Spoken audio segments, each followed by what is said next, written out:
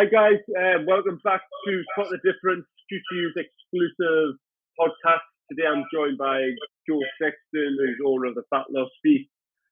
Looking very fancy and happy in his kitchen there.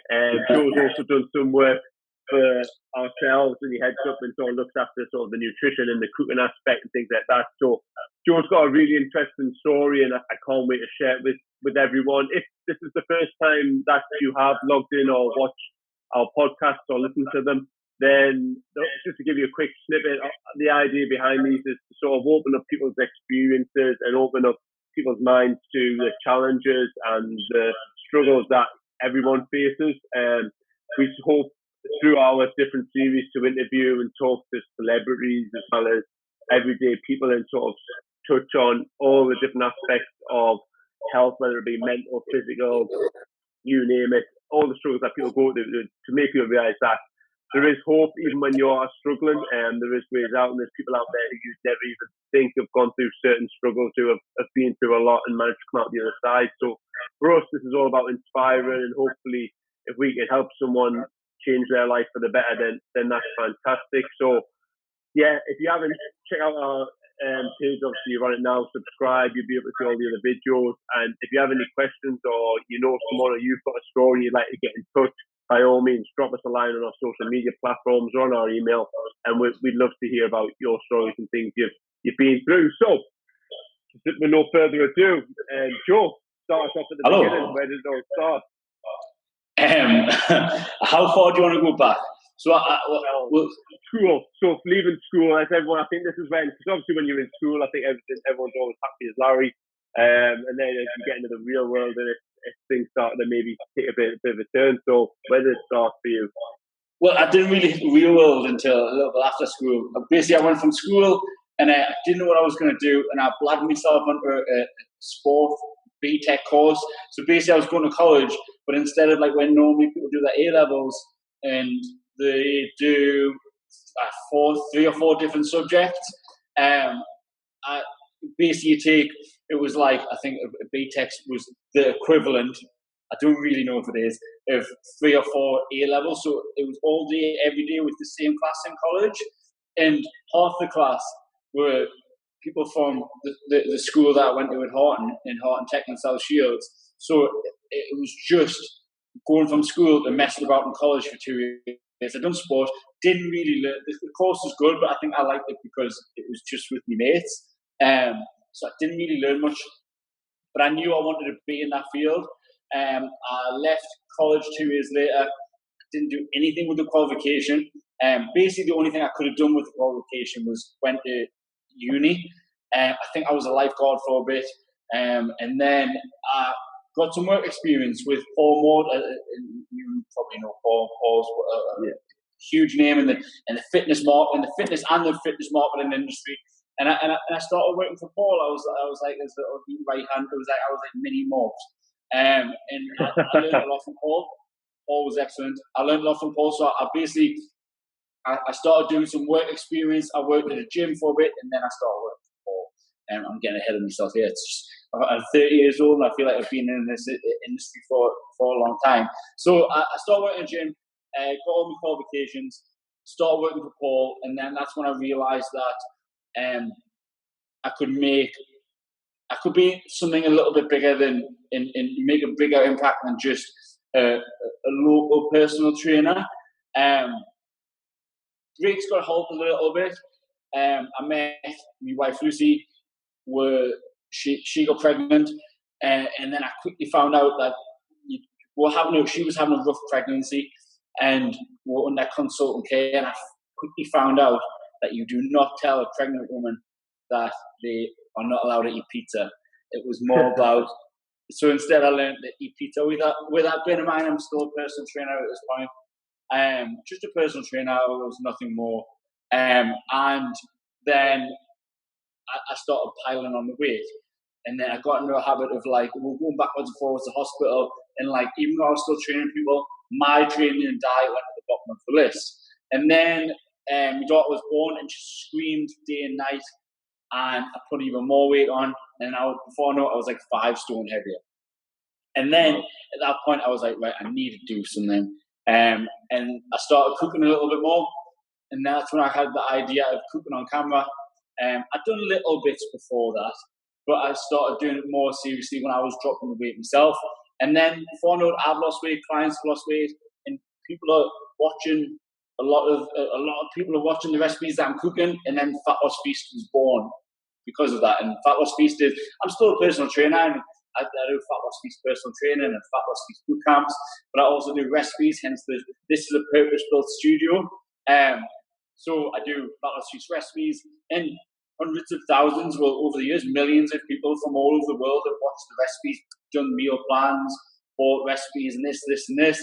And so it's just now a lot bigger than just being a local personal trainer, which is nothing the matter with that, but I always wanted to make it bigger and out of just that local South Shields like bubble. Yeah, absolutely. I mean, so even just to take it back to obviously the point when you started putting on that weight, and like you say, you got to the point when you were 5 stone heavier. Did you get any sort of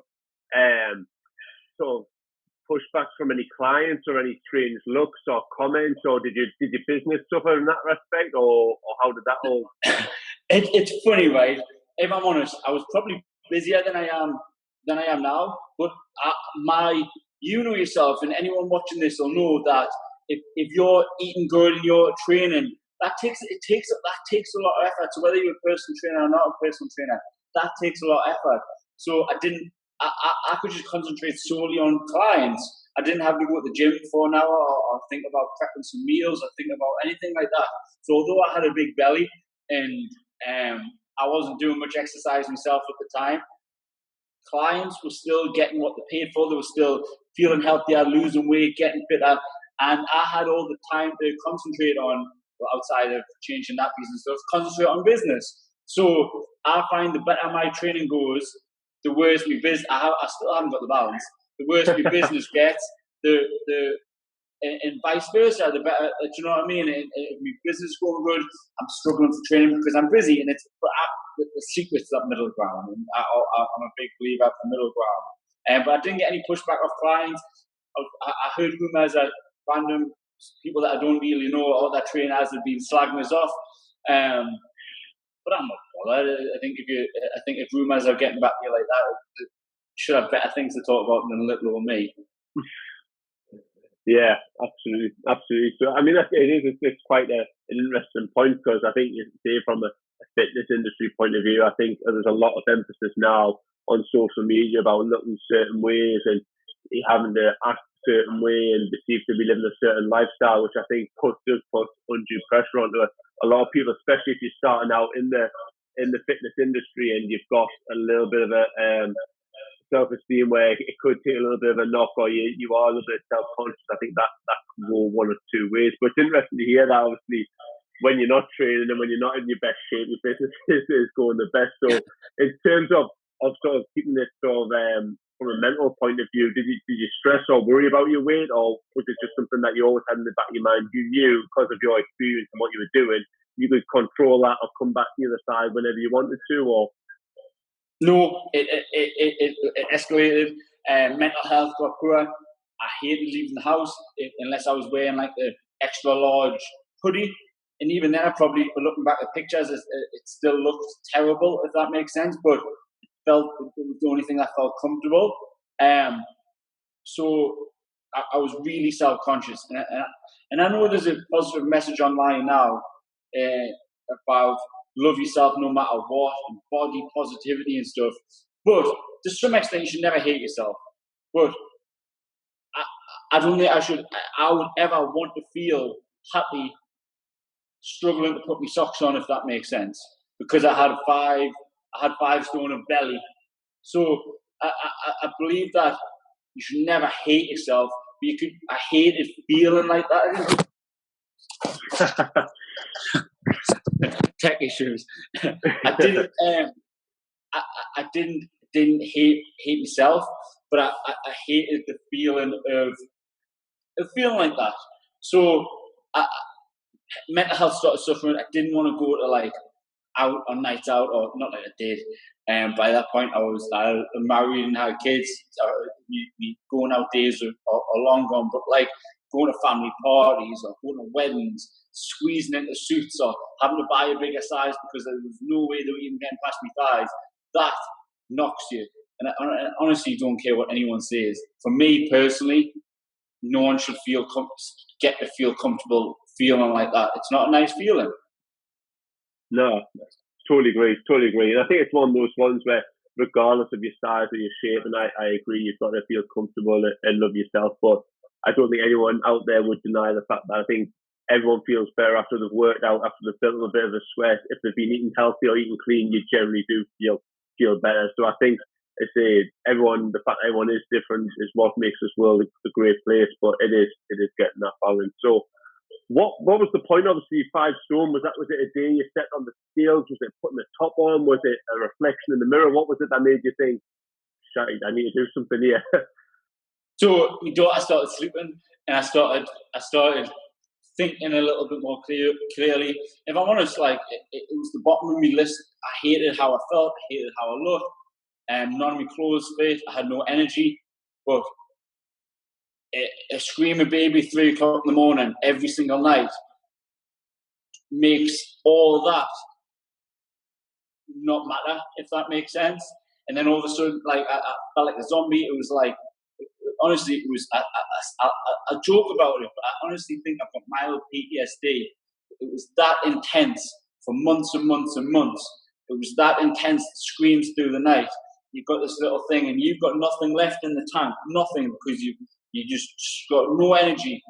And this little thing screaming, and it wasn't her fault. She was a baby, and she had things like colic, which was keeping her up. She had days and nights mixed up. It was just a rough 3 or 4 months. But them screams do something in the middle of the night, not just once or twice. This was every night. And it got to the point where it was getting extreme. But all of a sudden, she started sleeping. It got way easier, and then I had the energy. I was waking up the next day, not being anxious about what the day was like ahead. I was waking up going, right, my little daughter is now a little bit easier to look after. Feel it. I got 6 hours sleep last night. I feel like I can go to the gym. I could go to the gym and not leave my wife with a screaming baby and struggling. Because it was the other way around. She would come back from the gym and I would just pass her. Do you know what I mean? It's like I was just like, you're gonna have to take. I should scream for 2 hours. Like, do something that, and you can. We're good at it like silencing it out to start with, but after like the second month, third month, it starts to get a little bit stressful. So she just started sleeping a little bit better, and then I was like, right, I need to do something about this now. I felt really comfortable in myself, and then I could like kind of start cooking food a little bit more. I wanted to cook healthy food because there's got to be a want. There's got to be like an excitement there. If you tell yourself you want to lose weight, you're like, oh, I'm going to have to start losing weight now. You've got no chance. You've got to be excited to eat some healthy food. You've got to be excited to eat, like, oh, like, there's a pair of jeans that don't really fit anymore. I actually can't wait to get back in them because I know it feels nicer, and you've got to be excited for it. So I was excited for it, and then I started dropping the weight. I saved 5 stone. I lost 5 stone. I've got a 12-week-old now, and it's nowhere near as extreme. But lockdown and a 12-week-old, and he's got feeding issues as well. I'm like a stone back up, maybe a stone and a half. So we'll say 3.5 now. We'll say 3.5 now, but it ultimately it's 5 stone. I think there's a huge message there, because I don't look at you and see someone who's worried or panicked about the fact that you're a 1.5 stone heavier than what your lightest were. And I think as long as you know in your head that you can control that, and that these sort of life circumstances that come about, like having children, like a big message now in lockdown is don't panic if you don't feel like you want to keep up your usual gym routine, or there's other aspects where you've got to look after yourself or things change. I think that, for me, that's definitely an area which I think people need to sort of be open to realize. Don't worry if things are different and you feel different. You're not as motivated as you are when you're in your 9 to 5 job and you can hit the gym on your way home and things like that. And it's there, life comes in the way sometimes. But I think it's knowing that you can control that, and obviously the other side, and sort of change those things. So was it a case then of you then decided, I'm guessing sort of fat loss piece obviously was built on the back of obviously that time when you started losing weight, you started cooking healthier. So was it a case of, from the outset, I'm going to do this, I'm going to record everything, I'm going to build a business out of it? Or was it a case of starting to do it, putting one thing online, it went boom, and then all you suddenly think, oh, to document more of this and I'm going to grow this. So how did that all come about then? Well, when I was a personal trainer, and I mentioned working with like people like Paul Maud, I got good at like making content. So I had done cooking videos in the past. I think it was like Joe Sexton, Fat Loss Master Chef or something like that. Like I'd done videos where like I paid a camera crew and we'd done 5 episodes and I'll put them on YouTube and stuff. It was before Facebook really had a video platform. But then I just obviously, and any personal trainers watching this, the business of being a personal trainer and boot camps and one-on-one clients and classes takes over. And then I started when I started cooking more and videoing them.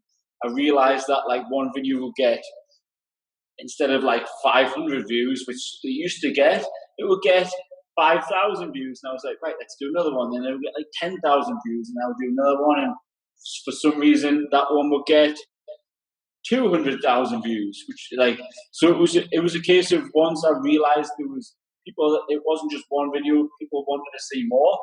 It was a case of just restructuring and rebranding the business into Fat Loss Feast. I can do personal. The more people that watch my videos, I found that the more messages I got about personal training or boot camps or online stuff.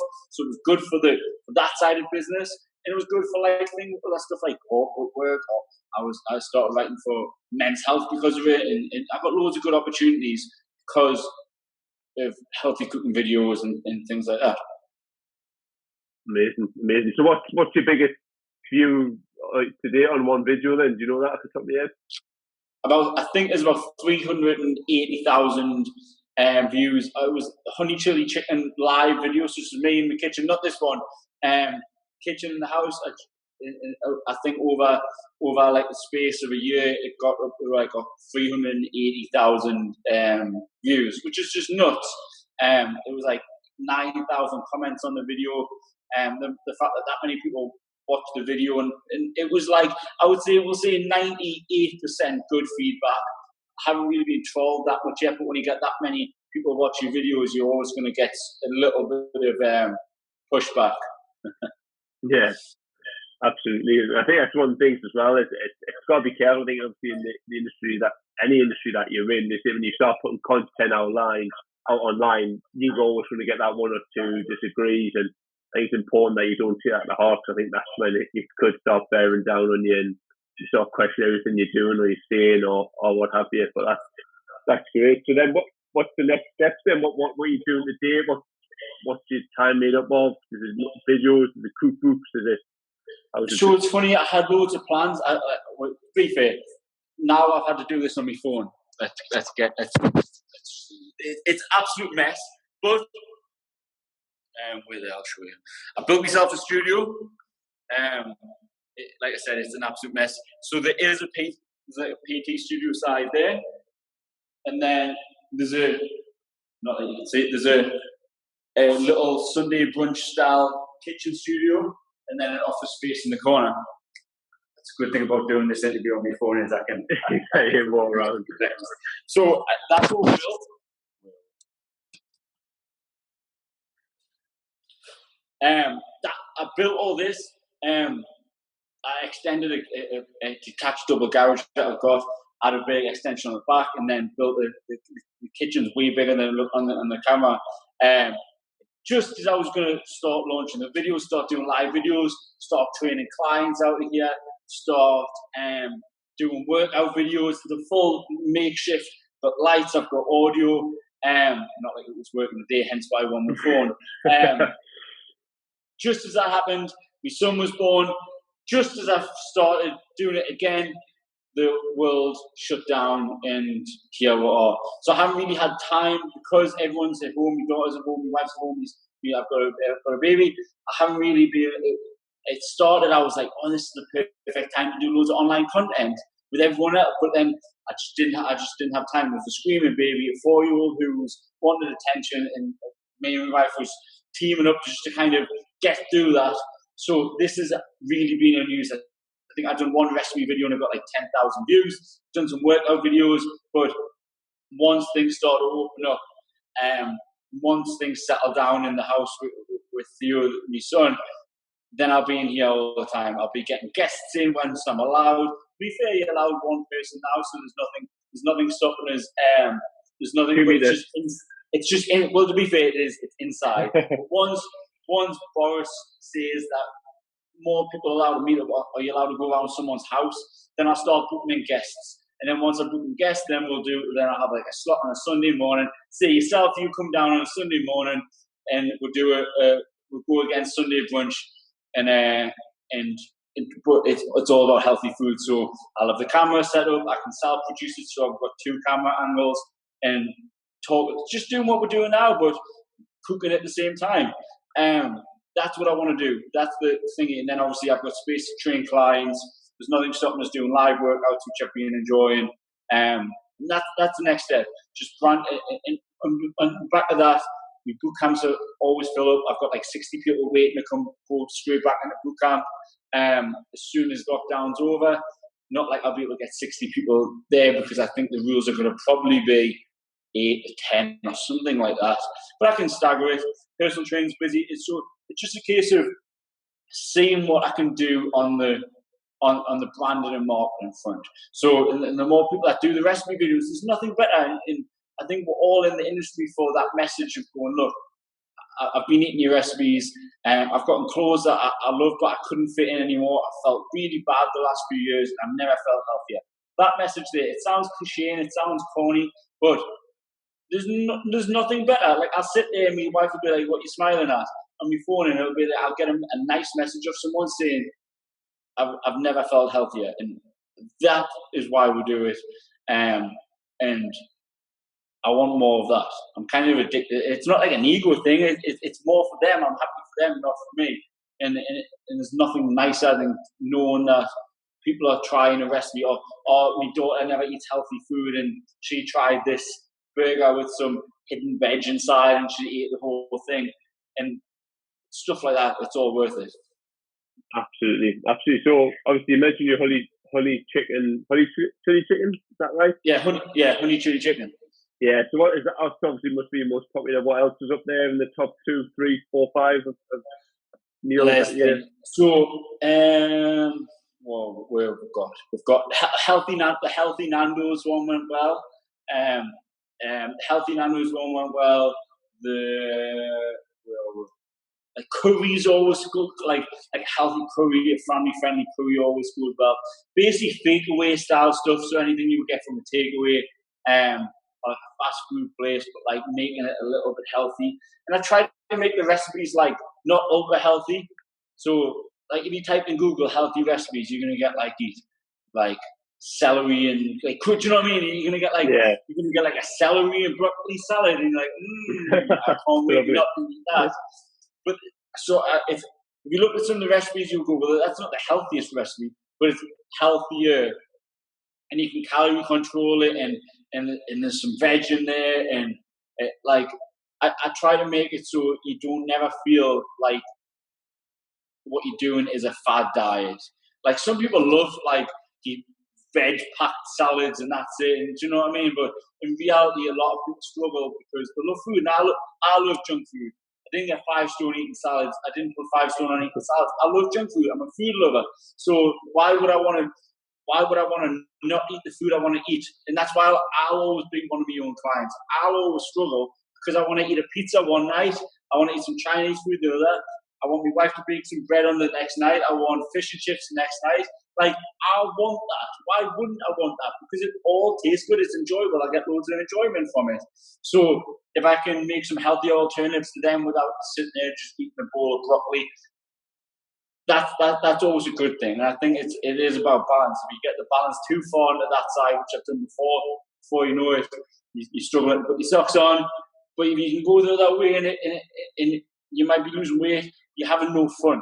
Like a life without fish and chips and then monkey kebabs and stuff like that, to me, it's no life at all. I want a disgusting monkey kebab, look myself in the mirror with grease all over my face afterwards and feel ashamed of myself. I want that though.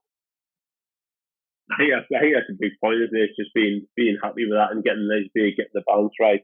So in terms of lockdown then, you probably covered one, and then in sort of making making the food enjoyable and related to unhealthy food, which people do undoubtedly enjoy. What are there any sort of other top tips you give people sort of keeping it healthy and enjoyable during lockdown? I mean, there's obviously going to be a lot of restrictions, obviously, in supermarkets and things like that. Is there tips on obviously making food go further and things like that? Well, the first one would be especially if money's tight and the economy is going down the path. If money's tight, use the cheaper cuts of meat. You don't always have to go for like steak or chicken breast. Like chicken thighs are always cheaper. You can get like diced beef, which you just have to cook it for a little bit longer. You just have to change how to cook it. I know like chicken thighs are a little bit fattier, but in the grand scheme of things, if you have that with some roasted veg and some herbs and some spices, and you could have a nice meal out of it. So cheaper cuts of meat, and I would say bulk it all out with veg. Find the veg that you do like and kind of find your new recipes for them. But especially if you're working from home or you're out of work, you've got time to play about. You've got time to cook. Try to make some recipes that you like the sound of. If hectic working world, if that's always stopping you, maybe just like try to find a love for cooking some food. And they don't have to be complicated, expensive recipes. You can make some really tasty meals with like 6 ingredients. Do you know what I mean? It doesn't have to be a crazy recipe. But I would say for lockdown, try to find a love for cooking some food. Challenge yourself to cooking some food. And then before you know it, you're like, oh, I tried some honey chili chicken tonight. And the next night, I've just made a homemade curry. And the next night, you make healthy burgers. And it might have some bread in, which isn't healthy, but it doesn't. Do you know what I mean? It's not, in the grand scheme of things, consistency and being a little bit healthy over a consistent period of time is 10 times better than going super, super, super healthy and going, oh, I can't do this anymore, and then just going off the rails. Absolutely. I think the key there is obviously it ends up like inspiring people to obviously make that change or just again little by little put it in whatever way they work it or however that feels in terms of suits their lifestyle and what they want to achieve in their meal prep and either weight loss or gain or whichever way it fits for them. So you've obviously mentioned, I know you mentioned 4 more. It's sort of outside of that or including them. Where do you get your inspiration from? What we want to do is obviously inspire people, and hopefully this will inspire people again to cook, to clean, to speak out, and whatever. So where do you find most of your inspiration comes from? Right. So in a business standpoint, I'm a huge fan of Gary Vaynerchuk. So I've got a huge interest in marketing and branding and all that stuff. So which helps the business. It just means more people see it. And I would say, like people like Gary Vaynerchuk put the world to shame. I would never want to work that many hours and put that much effort in. But it's always good to kind of look at the people at the top, if that makes sense, and go, well, like you can't help but be inspired by them. Big fan of like mixed martial arts. So you see, basically any of the top competitors in there are just monsters. They make sacrifices and they put the work in, and no one else does. So when you see people like that, and anyone who's motivational, all you got to do is watch one of the Rock's videos and kind of go, oh, well, do you know what I mean? You feel better. Yeah. You watch like type in YouTube and go and type in Joe Rogan motivation, and you've got 8 years worth of him talking of different motivational quotes, and some of them might be cheesy, but some of them are like complete gold. One of my favorite ones and the most inspiring ones is he commented saying, imagine that a film crew was following you around day to day, and you were the action star in your own action, you were the star in your own action movie. Like, how would you, like, and sometimes the action star has bad days, but they always come out with it. And he says, how, if you were going to have grandkids watch you, a documentary on you, how would you want them to see you? How, like, would you want them to go, oh, he just didn't try for 50 years of his life? Or did he make risks? Did he take risks? Did he work hard? Did he tire himself out sometimes? Did he make mistakes but then not give up because of it? And I just think it's them little, when you hear people talk like that, people who live it every day, I just can't help but like get inspired by that. So yeah, people, I would say like the Rock, Gary Vaynerchuk, like or anyone who's motivational online, they're the people who I would say now inspire me. Absolutely. Oh, it's great. And I think we'll try and tag a few in, see if I can get The Rock on the next podcast. I mean, that would be pretty good, wouldn't it? It would be impressive. I would be impressed with that one. Dwayne Johnson sat on. Go for it. I was going to say, it's funny, right? Because someone's probably made that joke before and asked The Rock for an interview, and he's probably done a million no's or a million ignores, but like that one where someone's just done it, asked them, and they've said yes. Or like you can imagine how much food someone, like how many companies send The Rock stuff, and he doesn't even look at it. But then like I know of that, like there's like a donut company that he always puts on Instagram, and like they probably just be in the right place at the right time. Give him some donuts. He ate them because he might have just been hungry that day. He ate them instead of all that million donuts that he doesn't look at that people send him. And now he gets them shipped into wherever else in the world. He posts them on Instagram, and their lives probably change forever. So, do you know what I mean? You could get a million no's of, do you want to come on my podcast? No. Do you want to come on my podcast? No. Do you want to come on my podcast? No. But it's just, you might just get it. It doesn't matter. No's or nothing, is it? Like, exactly. You've lost nothing. Yes. Absolutely. I think that reflects quite nicely, actually, in sort of what we wanted to do, because there is other people out there, and rightly so, there's other organisations which try to spread right messages. There's other people that, again, will be cooking videos. There'll be other people that are doing workouts. And I think for us, it's very much the ethos of, well, if we can help one person, it's worthwhile doing, because regardless of your situation, your stature, wherever you may be in life, everyone could do with a bit of a hand or a bit of a help or a bit of advice wherever you may be. So I think for us, that definitely fits with that ethos of, well, we're here, and if we can help one person out of a million that we try, then we're doing something good. So yeah, we'll definitely have to slide in The Rock's DMs and see what we can do.